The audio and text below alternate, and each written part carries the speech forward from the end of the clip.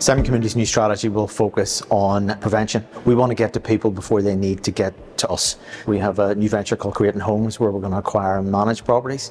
And as well as that, we want to change the public language and the discussion on homelessness. So we're going to be investing in our research development and our policy, and because we want to find solutions to homelessness, not just commentate on it. We have our tenancy deposit scheme where we will help people who are struggling to access the private rented sector. We are going to redevelop our free phone helpline for advice and outreach. And we're looking forward to developing our Housing First for young people, that service, and trying to broaden that across all of Northern Ireland.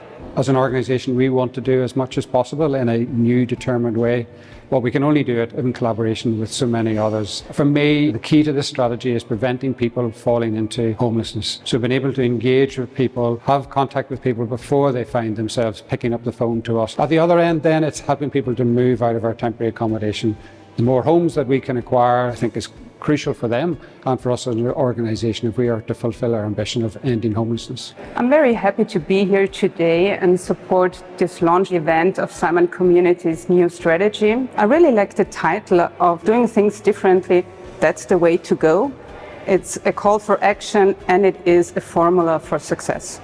One social organization alone cannot end homelessness. We all have to bear in mind that housing is a human right, so we need a collaboration of all stakeholders in the community, especially also stakeholders in housing and health. Doing things differently is absolutely what's important right now, because we are in the middle of continuous economic crises and we're seeing society and the population as a whole paying the toll of that as a result.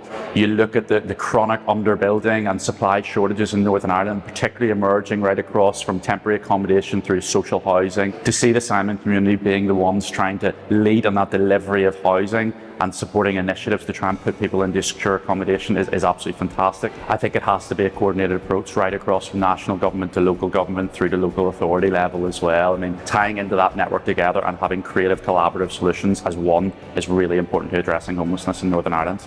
Bringing everyone together with the same goal, to listen to what the clients need and want, for us all to try and change the impression and the stigma that's out there for our clients, and getting everyone behind our approach to move it forward. Becoming homeless is not a life choice, it can happen to anybody else. So I think when the community is able to change the mindset and being more supportive, we can have more action, and with the action we can have more impact and difference. We're the largest homeless charity here in Northern Ireland, and that gives us a unique position, I think.